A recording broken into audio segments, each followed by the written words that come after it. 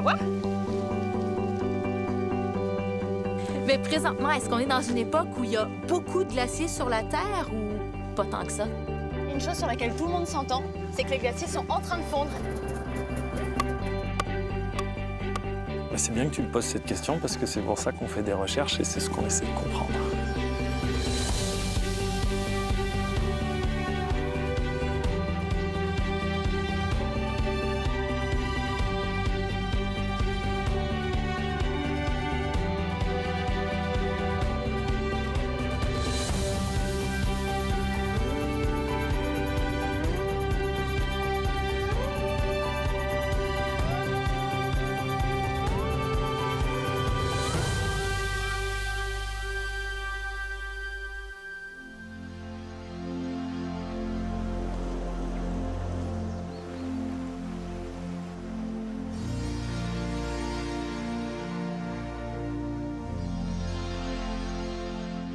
Το τοπίο της Ισλανδίας είναι μεγαλόπρεπο και δίνει τη δυνατότητα να νιώσουμε τα τραντάγματα της γης.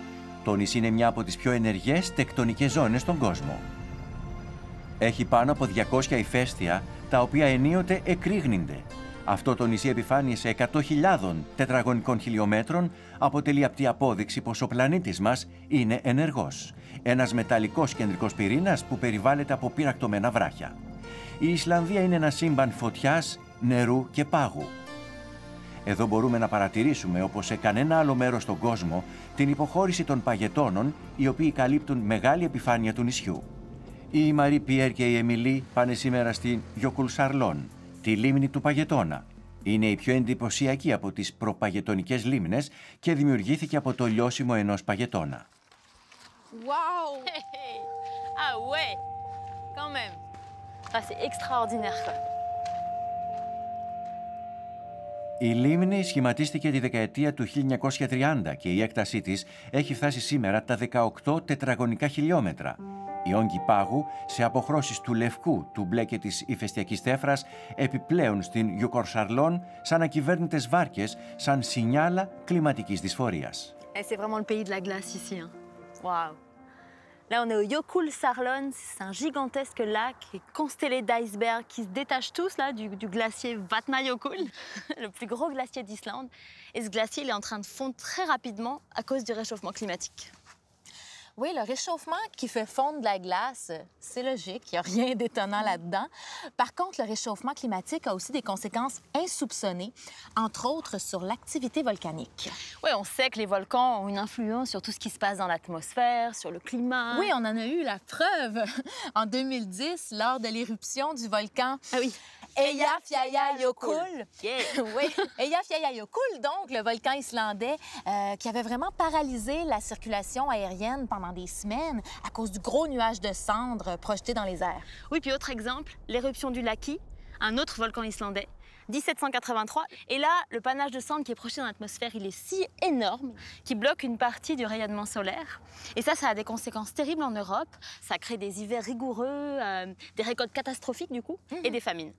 Oui, les volcans ont une influence sur le climat, mais ce qui est encore plus surprenant, c'est que vraiment l'inverse est aussi vrai. Le climat influence les volcans et d'autres phénomènes comme les tremblements de terre, les tsunamis même. Στο κλίμα, 3 αστρονομικοί παράγοντες παίζουν ρόλο, οι οποίοι όλοι μαζί χαμηλώνουν τη θερμοκρασία στην επιφάνεια του πλανήτη μας. Ο πρώτος είναι η εκκεντρότητα. Η ελλειπτική πορεία της γήινης τροχιάς διαφέρει. Αλλάζει από μια μορφή σχεδόν κυκλική σε οβάλ σε έναν κύκλο από 100.000 έως 400.000 χρόνια. Αυτή η παράμετρος αλλάζει την απόσταση από τη γη στον ήλιο.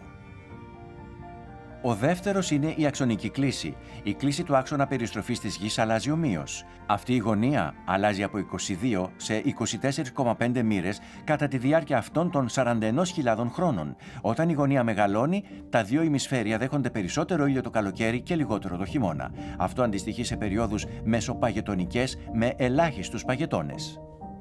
Ο τρίτος είναι η μετάπτωση των ισμεριών.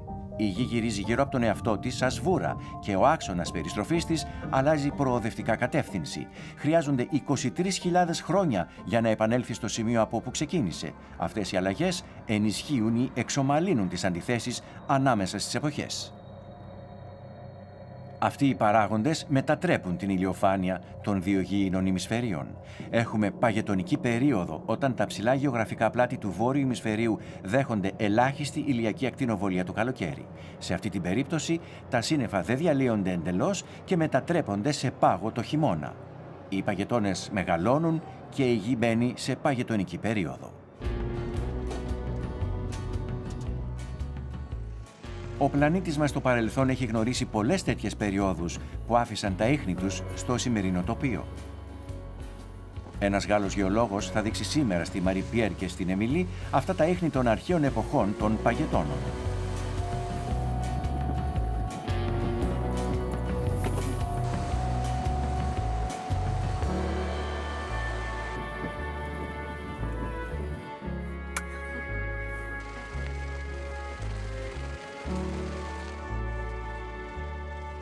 Voilà quelque chose de passionnant. Ah, c'est beau. Qu'est-ce que tu vois, toi, avec ton œil de géologue, là? Alors ici, on voit les vestiges de la calotte glaciaire précédente, c'est-à-dire que la morphologie des roches rappelle la présence de glace. Donc, il y a déjà eu de la glace là où on marche. Absolument. Ça a déjà été tout glacé. On était sous la glace ici. Donc, il n'y a pas toujours eu autant de glaciers ou des fois, il y en a eu plus? Comment ça s'est passé? Ça a évolué? Il faut savoir que la Terre a 4,5 milliards d'années et les glaciations ont commencé il y a 34 millions d'années. Mais Donc c'est tout récent? C'est tout récent à l'échelle de la Terre. Ça veut dire qu'avant 34 millions d'années, il n'y avait pas de calotte polaire sur Terre? Non, parce qu'il faisait beaucoup plus chaud. La Terre, à son échelle de vie, 4,5 milliards d'années, se refroidit. Et puis après, il y a des isolements des continents, la mise en place des courants qui ont pu créer des isolements thermiques et donc autoriser un refroidissement. Et ça, à l'échelle de la Terre, c'est très jeune. Mais présentement, est-ce qu'on est dans une époque où il y a beaucoup de glaciers sur la Terre ou pas tant que ça? Alors actuellement, on est dans une période interglaciaire, c'est-à-dire un petit peu plus chaude, et c'est pour ça qu'aujourd'hui, nous marchons sur de la roche et il n'y a pas les glaciers au-dessus de nous. Et dans combien de temps on remarchera sur de la glace? Une très bonne question, on y travaille.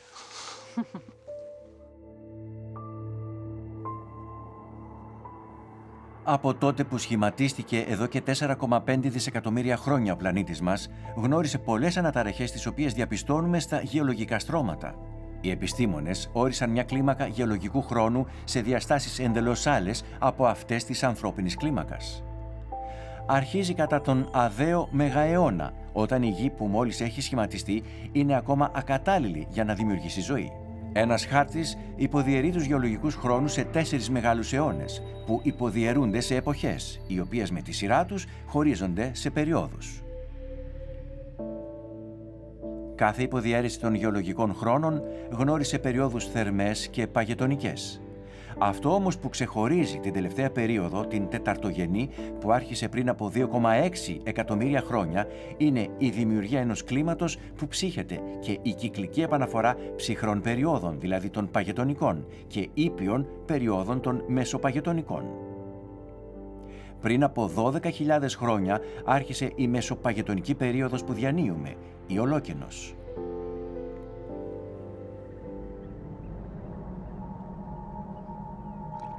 Ενώ προσδιορίσαμε αυτή την περίοδο ως ήπια, στην Ισλανδία η Γη συμπεριφέρεται συχνά με ζωντάνια και αναβρασμό. La Terre s'exprime et c'est particulièrement vrai ici, à Gézir, l'endroit qui a donné son nom à tous les geysers du monde. Mais notre planète a quand même connu des périodes moins intenses, moins agitées, des périodes qu'on appelle les glaciations. Tous les combien de temps? Ben, je sais pas. Allez! Puis c'est au moment où on va partir que... Forcément. Le geyser nous nargue. Σε κάθε αναπήδηση του νερού μαζί με τον ατμό, η Γη εκφράζεται και πάλι. Η λέξη «γκεζίρ» προέρχεται από ένα ισλανδικό ρήμα που σημαίνει «εκτοξεύω». Allez, petit geyser. Allez, allez, geyser. Κατά τη διάρκεια της εποχής των παγετώνων, τα γκέιζερ δεν μπορούν να εκφραστούν γιατί καλύπτονται από πάγο.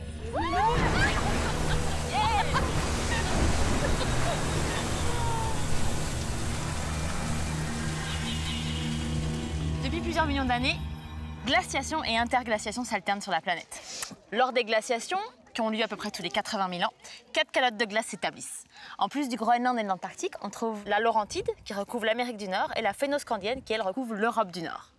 Si on était dans une glaciation, des villes comme New York, Washington ou même Montréal seraient recouvertes de kilomètres de glace. Et puis c'est la même chose de l'autre côté de l'Atlantique, avec des villes comme Oslo et Stockholm. Et lors des périodes interglaciaires, comme celle où on se trouve actuellement, les calottes Laurentides et Phénoscandiennes Je disais donc Qu'est-ce que tu disais? Lors des périodes interglaciaires, la Laurentide et la Phénoscandienne reculent. Il n'y a plus que 2 calottes, l'Antarctique et le Groenland.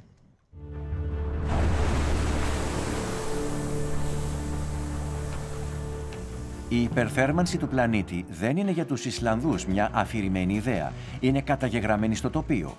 Οι επιστήμονες καταφθάνουν για να παρατηρήσουν αυτή τη γη, να την αναλύσουν και να καταλάβουν τι την αποσταθεροποιεί. Από τις πιο θεαματικές όψεις αυτής της αποσταθεροποίησης είναι το λιώσιμο των παγετώνων και η απειλή που παρουσιάζουν για τους κοντινούς πληθυσμούς.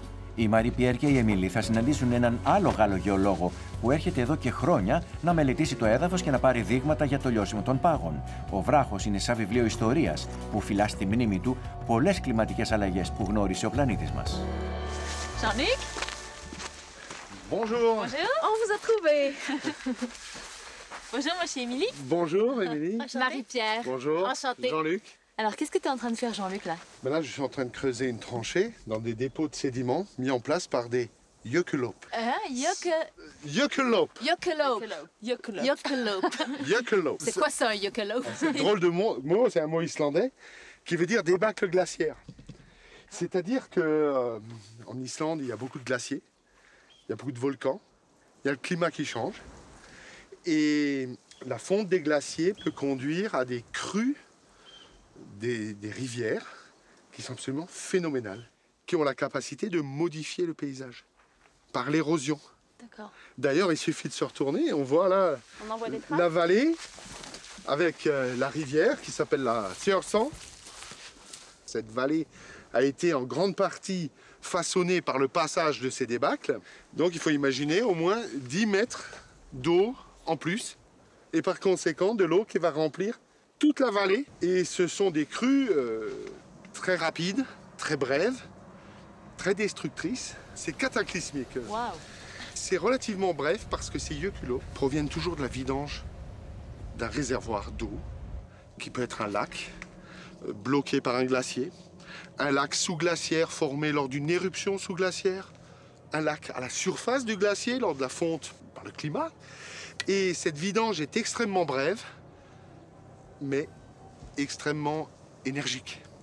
Ici, on est plutôt de l'ordre du million de mètres cubes par seconde. Okay. C'est-à-dire, on a un débit 10 fois supérieur à celui de l'Amazone en crue, mais attention, pendant des périodes très brèves. L'Amazone, c'était pendant des mois. Okay. Là, c'est pendant quelques heures, voire quelques jours. Et vous êtes capable de voir les traces de tout ça en creusant le sol avec une pelle? Cette eau transporte également du sédiment. Tout ce qui a érodé, c'est du sédiment en suspension qui est transporté par cette débâcle jusqu'à la mer, et même jusqu'au fond de la mer. Et par endroits, dans les zones hautes, comme ici où nous nous trouvons, la force du courant est moindre et les sédiments peuvent se déposer. Et on va donc avoir un enregistrement des crues du passé. Et c'est justement ce que nous sommes en train d'étudier dans la tranchée. Voilà. On va peut-être prolonger un peu la tranchée, hein. Donc vous allez me filer un coup de main, tenez. Toujours prête à aider les scientifiques. C'est bien, On peut avancer la science à notre c'est niveau. bien. Les assistants de terrain, allez. Allez, Marie-Pierre. Οι εξκαφές που κάνει ο Jean-Luc και οι δύο καινούριες βοηθοί του θα αξιολογήσουν την εναλλαγή της ηφαιστειακής τάχτης και των εναποθέσεων των πετρωμάτων που παρέσυραν τα νερά. Θα αποκαλυφθεί έτσι η διαδοχή των κλιματικών φαινομένων. Bon, c'est à ton tour. C'est moi qui dégage la terre. Allez, dégage la Et puis après, moi je vais lisser la coupe.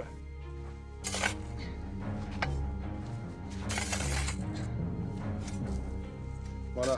C'est bon? Oui, c'est bon. Lissons et observons. Ah, on commence à avoir plein de traces, de niveaux différents. Mais ces lignes-là nous permettent de reculer jusqu'où dans le temps? Alors ces différents niveaux, on peut les dater et on peut remonter dans le temps de plusieurs siècles ici. Dans ce livre d'histoire-là, est-ce que tu as pu retracer les différents eucaloupes qui ont eu lieu? Alors justement, il y a des couches ici avec des plus gros grains à la base et des grains plus fins au sommet. Ça fait des petits doublets. Voilà, là il y en a un ici, il y en a un là, il y en a un là. Nous avons donc l'enregistrement par les sédiments de nombreux épisodes de débâcle glaciaire entre l'an 870, la cendre de Weidivodden, jusqu'au sommet de la coupe où nous avons le dépôt de cendres de l'éruption de l'éclat en 1104. Ce dont on se rend compte, c'est que cette période entre l'an 870 et l'an 1104 est marquée par de plus fréquents épisodes de Jökulhlaup. Et on sait pourquoi? Alors, on ne sait pas pourquoi, mais ce qu'on sait, c'est que cette période de temps correspond du point de vue climatique dans cette région à ce que l'on appelle l'optimum climatique du Moyen-Âge. Mais qu'est-ce qu'il y avait d'optimal à ce moment-là? Les températures. La température moyenne était plus élevée. Ah, c'est un réchauffement. Donc, pendant cette période, il y a eu un réchauffement climatique qui a pour conséquence une augmentation de la fréquence des Jökulhlaup. Επομένως, το κλίμα και η γεωλογική δραστηριότητα συνδέονται στενά. Η τωρινή υπερθέρμανση του πλανήτη ενδέχεται να προκαλέσει αύριο μια αναταραχή πιο βίαιη από τη σημερινή. Pour nous, c'est un peu subtil, mais est-ce que toi, tu vois des traces de eucalyptus partout dans le paysage là qu'on est en train de traverser? Il y en a partout. Ok. Ici, à Burfett-Foss, il y a une cascade où on va pouvoir voir de très très belles choses de ce point de vue-là. Ok. Donc voici la cascade, la rivière Tjørsa. On est juste en aval du Burfett là. Ici, on voit très très bien des coulées de lave qui se superposent et qui ont été érodées par la rivière. Alors on pourrait dire que c'est une érosion normale, à la différence que juste sous la cascade, nous avons une sorte de grosse dépression qui est liée à une forte turbulence des eaux pendant un Jökulhlaup, ou plusieurs Jökulhlaup successifs. Donc juste au pied du Burfett, là, on voit très très bien une sorte de petit promontoire au pied de la pente.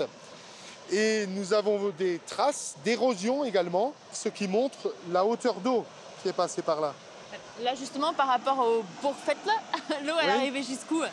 Elle est arrivée au niveau du pied de la pente, Ok. juste à gauche du petit promontoire, c'est-à-dire à une hauteur d'environ 20 mètres au-dessus du niveau de la rivière actuelle. Et à partir du moment où on les comprend très, très bien, est-ce qu'il y a quelque chose à faire pour prévenir leurs dégâts?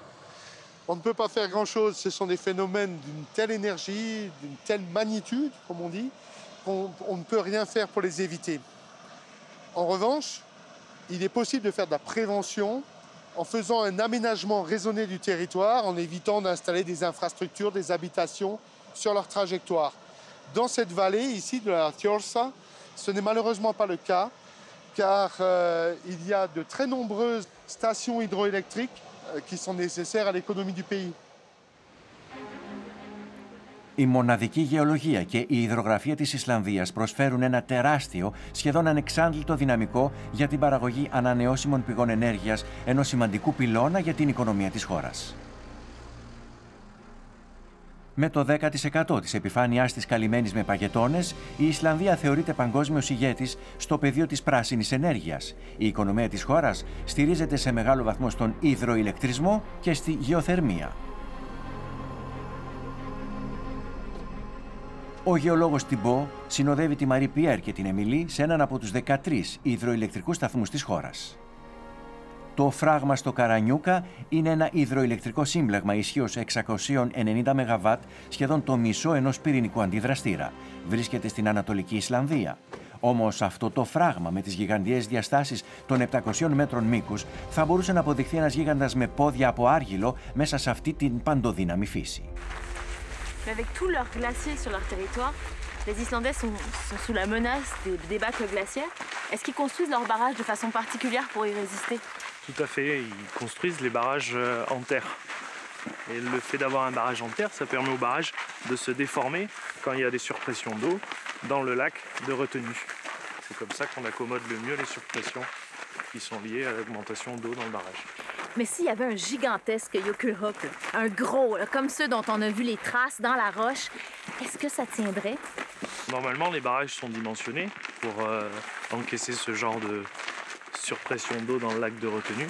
Mais maintenant, à une échelle de temps plus grande, c'est-à-dire bien plus longue que l'échelle humaine, on ne sait pas et potentiellement, ça pourrait poser des problèmes au barrage.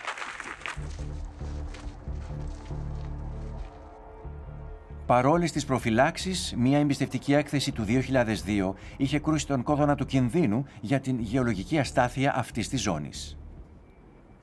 Τα Yokuloops απειλούν την Αλάσκα, το Τζούνο, αλλά εξίσου και τα Ιμαλάια, όπου μέσα στα επόμενα 5 έως 10 χρόνια τουλάχιστον λίμνες που σχηματίστηκαν από παγόβουνα μπορεί να αδειάσουν βάζοντας σε κίνδυνο χιλιάδες ανθρώπινες ζωές.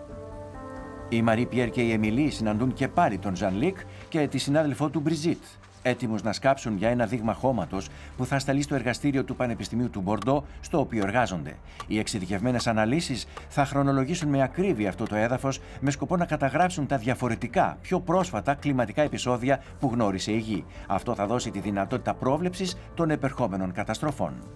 On dirait que vous êtes en train de faire un carottage? Exactement. On est en train de faire un carottage manuel.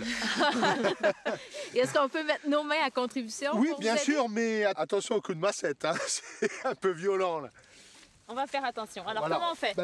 Tenez le tube, Ok. voilà, et on continue de l'enfoncer. OK, je veux cogner. Allez, Vas-y, Marie-Pierre. Et à quoi ça sert d'enfoncer une carotte comme ça? ça sert à récupérer des sédiments. Mais vous allez en faire quoi de cette carotte? Eh bien, on va l'emmener au laboratoire pour rechercher dans ces sédiments l'enregistrement de Yokulope du passé. OK. Et comment tu vas réussir à faire parler cette carotte-là, donc à reculer dans le temps pour savoir quel Yokulope s'est produit dans le temps?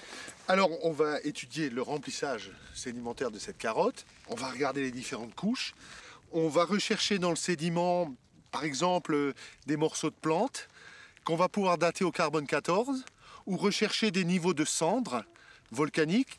Et grâce à la chimie, nous chercherons à les corréler à des cendres provenant de volcans alentours dont on connaît l'âge des éruptions. Et on pourra ainsi dater les différents événements du remplissage sédimentaire du lac. Et alors on la sort cette carotte? Ben oui, Alors, de l'aide sera la bienvenue. ok. Alors Parce qu'il montre-nous. va falloir l'extraire. Allez, Ok. J'imagine qu'il faut essayer de pas tout vider. Pas trop, sinon vous allez la Ouais, vider. faut pas la vider. on va arriver au bout. Là, Marie-Pierre Marie-Pierre. va Ah mettre Ah, ok. le bouchon de polystyrène. Je suis prête. Voilà, OK. hop là. Bouchon. Parfait. Yeah! On l'a, Super. Ouais. Excellent. Victoire! Tiens, voilà le bouchon jaune. Ah, ok. On met un bouchon. Et tout ça, ça part à Bordeaux au laboratoire? Oui, ça part à l'université de Bordeaux et elle va être traitée à la plateforme d'analyse des carottes sédimentaires. Donc nous avons un très bel enregistrement qui nous permettra de comprendre les événements de débâcle glaciaire et climatique du passé.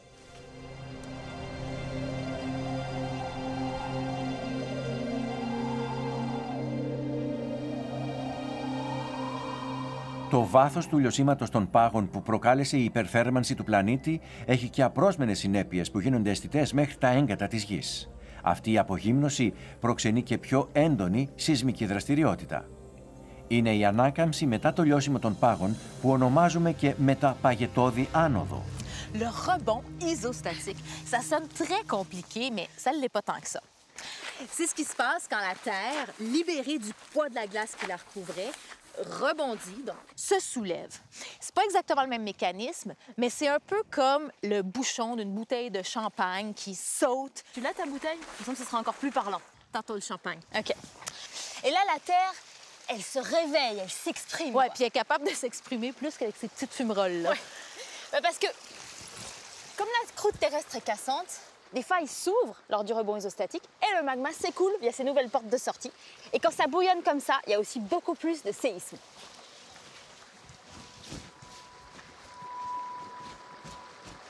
Je me demande à quel point c'est chaud. On va voir.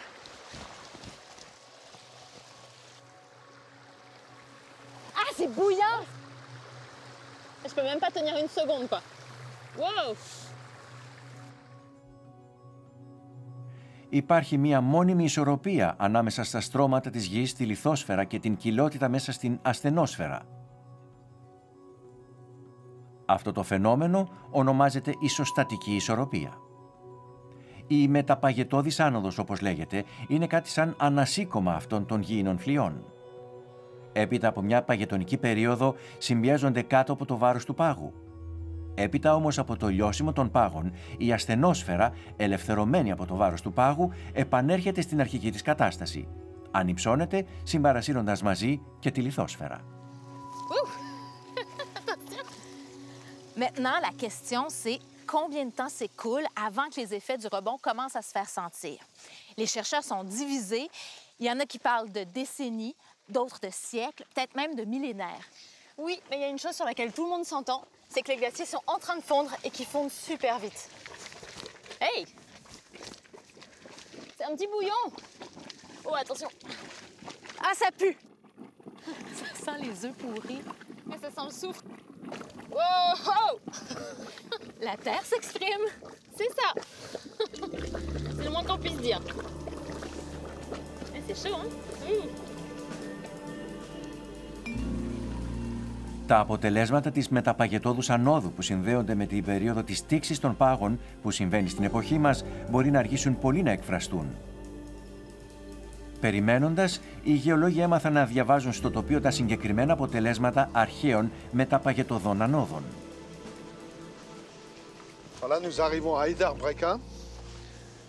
On voit des formations de couleur brunâtre, ocre, qui tranchent avec ce qu'on peut voir en d'autres endroits et qui surtout qui n'ont pas le même âge. C'est des roches qui datent de quand? Ici, ces dépôts de sédiments ont environ autour de 125 000 ans et ils datent du dernier interglaciaire, c'est-à-dire la phase chaude qui précède la dernière glaciation avant l'actuelle, quoi. Notre période actuelle, qu'on appelle l'Holocène. Et dans ces affleurements-là, est-ce que tu retrouves aussi la trace d'une activité tectonique plus intense?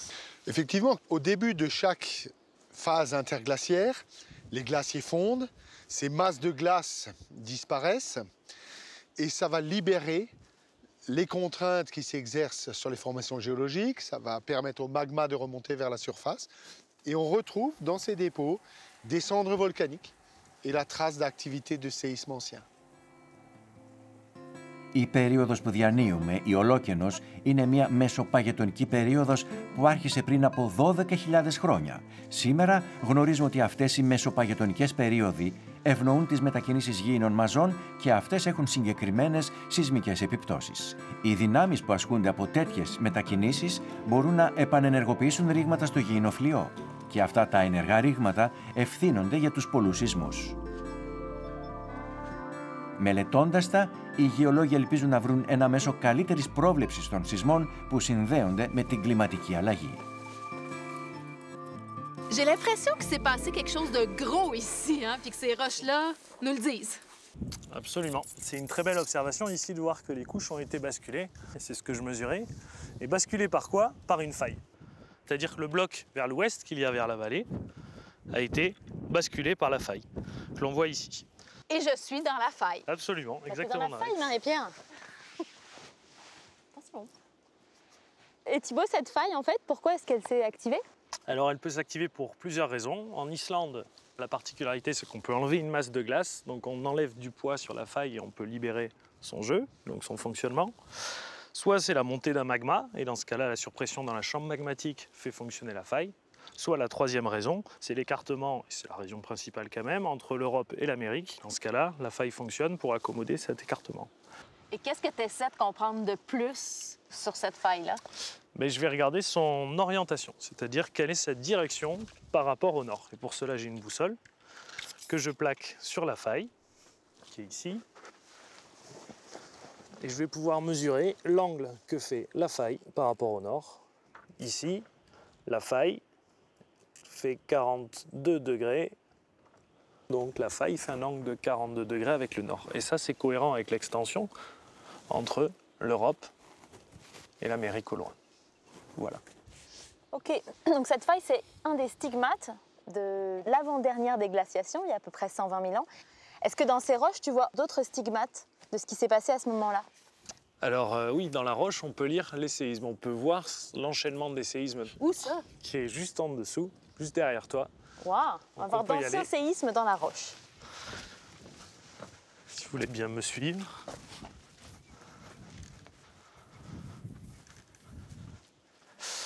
Voilà l'affleurement. C'était séisme. Alors c'est l'expression des séismes. Il faut savoir qu'une strate se pose à plat et lorsqu'elle se pose, elle peut piéger dans la strate inférieure un petit peu de fluide. Lorsque vous avez une secousse sismique, vous allez ébranler la strate du dessus et donc vous allez faire des formes un petit peu plus chaotiques. Et c'est ce que vous voyez ici. La strate n'est plus à plat, elle a été perturbée. Elle est chaotique au lieu d'être droite. Absolument. Donc lors d'une déglaciation, quand la glace se retire de la roche, ça provoque des séismes. C'est ça. Ça augmente la fréquence des séismes parce qu'on enlève du poids, donc on fait fonctionner les failles. On augmente la fréquence des séismes, mais pas forcément leur magnitude. Parce que le segment de faille qui casse est toujours le même. Et c'est ça qui contrôle la magnitude. Donc la fréquence, oui, la magnitude, pas forcément. Et est-ce que dans l'histoire de la Terre, toutes les déglaciations ont donné lieu à des séismes? Ben, c'est bien que tu me poses cette question parce que c'est pour ça qu'on fait des recherches et c'est ce qu'on essaie de comprendre. Et c'est la roche qui a la réponse.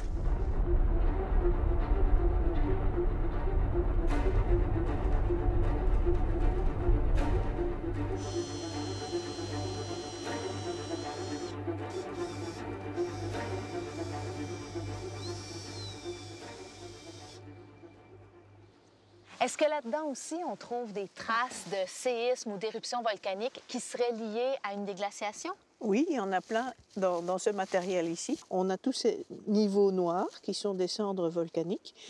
Et on a ici tout un enregistrement exceptionnel dans le sud de l'Islande du complexe du dernier interglaciaire, donc de toute l'histoire de cette déglaciation avec un téphra très noir. Téphra, c'est des cendres volcaniques. C'est des cendres volcaniques. Donc si vous vous tournez derrière un téphra, des volcans qui est au milieu du Vatnajökull qu'on appelle le Gripvatn. Gripvatn. Eh bien, ce téphra-là, il est connu dans les carottes marines tout autour de l'Islande et il a été daté à 127 000 ans. Donc, il nous permet de nous caler dans le temps pour cette séquence. Et c'est la première fois en Islande qu'on peut faire le raccord entre les téphras continentaux et les téphras qu'on a dans les carottes marines autour de l'Islande. Super. Mais qu'est-ce qui s'est passé exactement il y a 127 000 ans? 127 000 ans, c'est la partie la plus chaude, c'est la fin de la déglaciation en Islande. C'était une déglaciation très rapide, en moins de 2000 ans. Quand on a enlevé la glace, eh bien, on provoque des éruptions volcaniques et les cendres retombent sous forme de téphra. On va voir Gripvatn.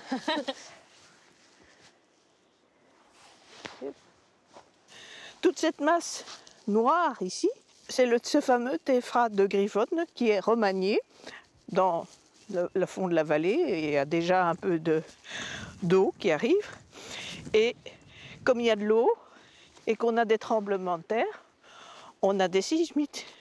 Alors on en voit déjà ici, on voit plein de déformations un peu bizarres. Ça, c'est des signes de tremblement de terre? C'est des signes de tremblement de terre et on va aller en voir un plus spectaculaire juste derrière le tournant là-bas. Sur cette paroi, on voit plusieurs choses. On voit une structure bizarre. Ici, ça ressemble à un volcan en miniature. C'est vrai. Avec les couches qui remontent.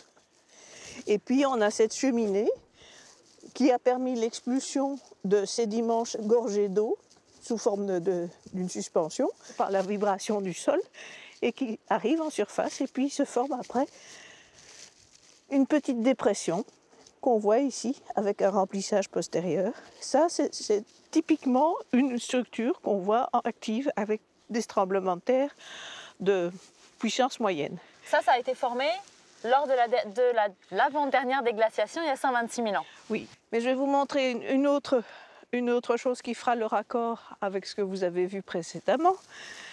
C'est qu'on va voir que ces phénomènes cosismiques qui sont liés à l'activité sismique pendant la déglaciation sont associés également, non seulement avec des cheminées, mais avec des injections de sédiments sur des plans de faille.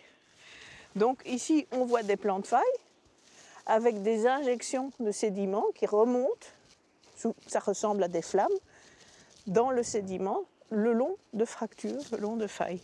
Et ça fait le raccord avec ce que vous avez vu de l'autre côté, où on a des failles qui fonctionnent, notamment en période de déglaciation. Ça veut dire que lors des déglaciations, la Terre se réveille. La Terre se réveille. En fait, elle était chargée par le glacier. Et quand on décharge, c'est comme la bouteille de Coca-Cola qu'on ouvre, il y a tout qui sort. Donc, elle prend ses aises. Elle bouge, elle danse.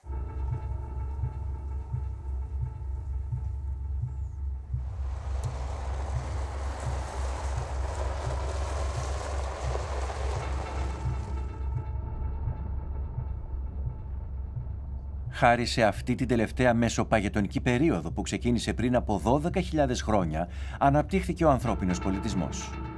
Έπειτα όμως από αυτό το ήπιο διάλειμμα, ο θυμός της γης αρχίζει να γίνεται αισθητός και περιπλέκει τη ζωή κάποιων κοινοτήτων.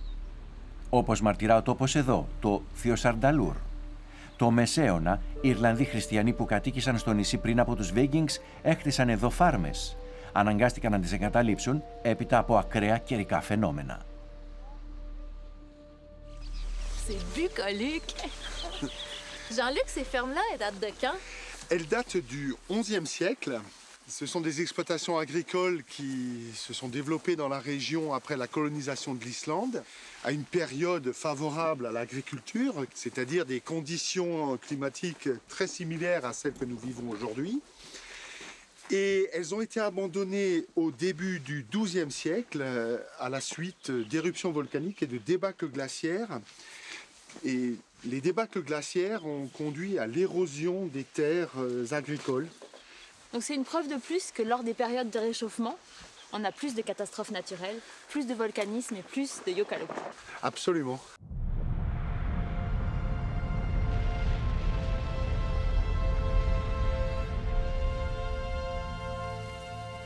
Έπειτα από την τελευταία εποχή των παγετώνων, πολλές κλιματικές ανομαλίες έλαβαν χώρα. Εξού και η μεσαιωνική θερμή περίοδος. Qu'est-ce qui s'est passé exactement à l'optimum climatique médiéval? C'était donc un réchauffement climatique? C'est une période au cours de laquelle les températures moyennes sont plus élevées, en Islande, mais également en Europe. Mais en Islande, ça va se traduire par un recul des glaciers, une augmentation de l'activité volcanique et une augmentation des débâcles glaciaires, en lien avec le recul des glaciers.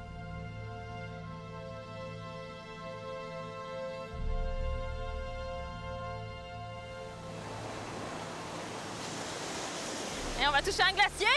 Oui! Haha! Yeah! Un morceau de glacier. Hey, c'est pas rien, hein? Hey, wouh! Parce que, tu sais, c'est pas n'importe quel vulgaire petit bout de glace là, qui peut s'appeler un glacier. Il y a des conditions à remplir. Ouais, un glacier, ça commence par de la neige qui tombe en hiver et qui fond pas complètement l'été suivant. L'hiver d'après, la neige tombe à nouveau sur cette première couche de neige et elle fond pas complètement l'été suivant non plus. Et ainsi de suite. Au fur et à mesure des années, ces neiges résiduelles finissent par former une épaisse couche de glace. Oui, puis quand cette couche de glace-là reste stable pendant une centaine d'années, on parle d'un glacier. Et puis des glaciers, on en trouve un peu partout dans le monde, dans des vallées de haute montagne. Il y en a dans les Alpes, bien sûr, en Islande, mais il y en a aussi en Alaska, dans l'Himalaya et en Nouvelle-Zélande. Oui, puis quand cette couche de glace-là couvre une très, très vaste étendue, là, on parle d'une calotte glaciaire. Il y en existe deux principales dans le monde, une en Antarctique, l'autre au Groenland.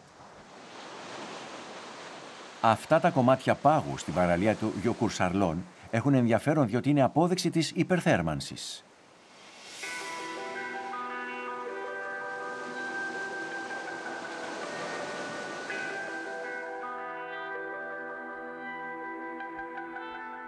Η Εμιλή και η Μαρί Πιέρ πηγαίνουν στην πρωτεύουσα, το Reykjavik. Εκεί θα συναντήσουν έναν γεωλόγο που ήταν από τους πρώτους που έκρουσαν τον κόδωνα του κινδύνου για το κλίμα. How many ice is there in Iceland? Well, about 10% of Iceland is now covered with ice. And we have four main ice caps, and one of them is Vatnajökull, which is about 8,000 square kilometers in area, and the largest ice mass in Europe. So if we take all this ice and spread it evenly over Iceland, it would make 35 meters thick layer of ice. So this is almost unbelievable. But this is equal to precipitation falling in Iceland over 20 years. On the average, the ice caps are 300, almost 400 meters thick. This is a lot of ice, but now we are expecting the climate to become warmer and warmer by 2 degrees at least per 100 years. And therefore, we are expecting or predicting that the glaciers might completely disappear in 150 to 200 years. Has the isostatic rebound started yet? Yeah, we are already seeing increased volcanic activity now, and we expect more of that in the next decades. Because the pressure is released on the crust, and at shallow depth here in Iceland, which is a volcanic country, the pressure is released on the magma chambers, and then it is easier for them to explode. And the consequence of this thinning can be seen in the crustal uplift. We are losing 1 meter on the average and 10 meters in the lower parts, and we are observing that the crust is lifted up by 3 centimeters per year. So there's a lot of changes in the geometry or the landscape of Iceland.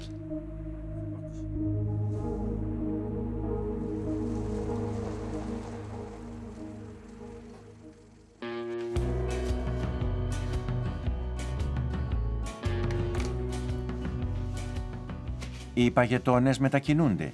Είναι ένα γεγονός αναμφισβήτητο. Η Εμιλή και η Μαρί Πιέρ έχουν την ευκαιρία να το διαπιστώσουν και μόνες τους. Γι' αυτό πρέπει να εξοπλιστούν κατάλληλα, γιατί η πρόσβαση στον παγετώνα γίνεται μόνο με σκούτερ χιονιού.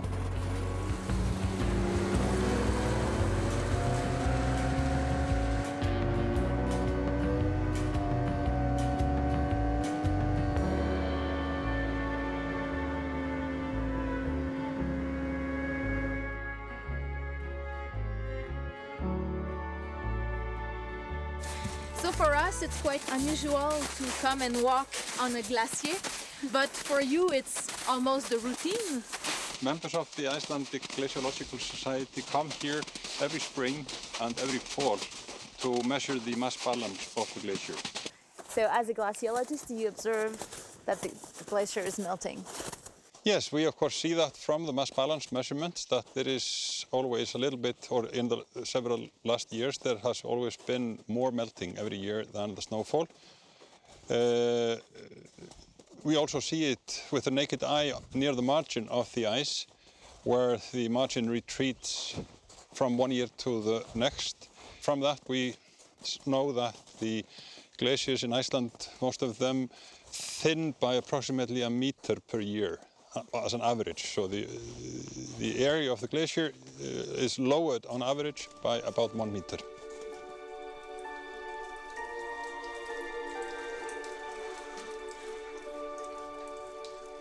Αν η ανθρώπινη δραστηριότητα συνεχιστεί με τον ίδιο ρυθμό, τα επίπεδα του διοξιδίου του άνθρακα που δεν παύουν να αυξάνονται μπορεί να φτάσουν σε τέτοιο επίπεδο που η Γροιλανδία θα βυθιστεί όπως και ένα μέρος της Δυτικής Ανταρκτικής. Θα επανέλθουμε με κλιματικούς όρους στο κλίμα που επικρατούσε πριν από 50 εκατομμύρια χρόνια, πριν εγκατασταθούν οι πάγοι στην Ανταρκτική και στη Γροιλανδία. Can we imagine an Iceland without any glacier? Oh yes, we believe that the glaciers in Iceland will more or less disappear. They will essentially be gone in, say, 200 years. We expect there to be glaciers then on the highest mountains, but the ice caps, hundreds of meters thick, that cover large highland areas, are likely, if the climate development continues, are likely to be gone around that time. How much have we changed everything with our activities? What would have happened if we weren't there? Well, we may have caused the climate to be much warmer than otherwise. And remarkably, some scientists believe that the human influence on the climate started thousands of years ago because of land use changes and release of CO2 to the atmosphere through agriculture. Well, we know that we are in the middle of the ice age. We are living on a warm period that is called the Holocene. The ice ages come in episodes with warm interglacials between. And this interglacial we are living in is now already a little bit longer than most other interglacials. If the human influence was not there, the approach to a new ice age might have started already. So the release of CO2 by the use of fossil fuel and because of agriculture may have had already a decisive effect on the climate history.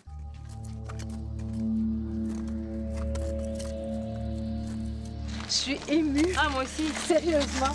Je pensais jamais que de la glace pouvait émouvoir comme ça. Ah ouais.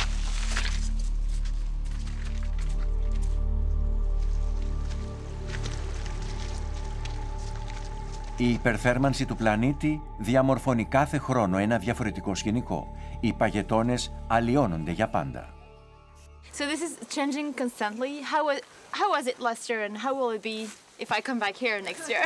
This is a new place every year. Last year the glacier was 50, 60 meters further out, and the next year it will be tens of meters further back, and all these crevasses and cliffs will be totally different.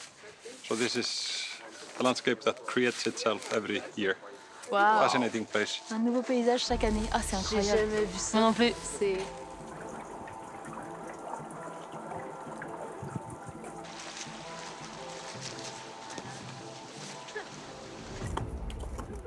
Κι άλλα ερωτήματα εγείρονται με δύσκολες απαντήσεις. Ποιες επιπτώσεις έχουν για τους παγετώνες όλοι αυτοί οι τουρίστες που τους τρυπούν με τα καρφιά των παπουτσιών τους για να ανακαλύψουν εύθραυστες ζώνες, και τα αεροπλάνα που πετούν στον ουρανό της Ισλανδίας? Το 2009 10 αεροπορικές εταιρείες πετούσαν στην Ισλανδία. Σήμερα έχουν φτάσει τις 25. Όλα αυτά τα ορυκτά καύσιμα δεν πρόκειται να βελτιώσουν το κλίμα. Περιμένοντας, οι δύο δημοσιογράφοι μας κάθονται σε ένα κλασικό Ισλανδικό εστιατόριο. But what's going to happen on the global scale if all the ice is melting? On the global scale, we don't expect all the ice to melt, but there is a very rapid change in both Antarctica and Greenland. This is an accelerating development that will impact the sea levels. But a rising of the ocean level by 1 meter or more, what would that mean concretely? Sea level rise has dramatical consequences in many areas. There are many low-lying areas where people have flooding problems. Some countries like Holland are able to counteract this with technical measures. In other areas, this is very hard. People foresee extreme problems in Bangladesh and in many other areas of the world. In the southern United States, the rising sea level is probably the most serious consequence of the climate warming that we see is ongoing.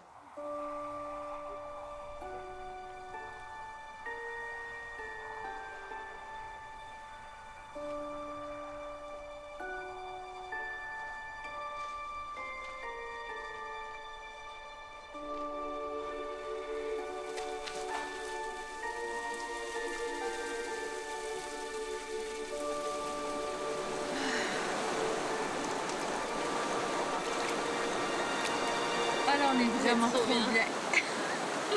Cette température parfaite, c'est ni trop chaud ni trop froid, c'est bien douillet. Je crois qu'on a trouvé le parfait spot islandais. Ouais, on est trop bien. Juste trop bien. C'est clair. C'est un peu comme l'Holocène en fait. Ouais, même chose. C'est un peu ça, l'ère à laquelle l'être humain s'est développé. Sauf qu'il y a beaucoup de climatologues qui pensent qu'on est en train de changer d'air et que de cette ère douillette, l'Holocène, on est en train de passer à l'Anthropocène. Ouais, anthropo comme dans humain, donc l'ère de l'humain, parce que c'est presque comme si on était devenu une force de la nature qui a vraiment le pouvoir d'influencer le climat à long terme. Oui, parce qu'en fait, des bouleversements majeurs, la Terre, elle en a connu plein. Elle a déjà été couverte de glace, beaucoup plus chaude, avec des concentrations de CO2 beaucoup plus importantes qu'aujourd'hui. Sauf que tous ces bouleversements sont faits sur du long terme, en douceur. Nous, on est en train de modifier le climat de façon globale, de façon majeure, en à peine un siècle. les conséquences sont impossibles à prédire. C'est un peu comme si on était en train de faire une expérience à l'échelle de la planète. On ne sait pas du tout ce que ça va donner. Oui, puis on entend souvent dire qu'il faut sauver la Terre, mais la Terre n'a pas besoin qu'on la sauve, hein? Non. Il y a énormément d'espèces vivantes qui se sont succédées, qui ont disparu, des grosses extinctions, mais la Terre, elle, est encore là. Si on continue à dérégler la mécanique climatique comme ça, ben, on va être les premiers à souffrir, parce que la Terre, elle en a vu d'autres.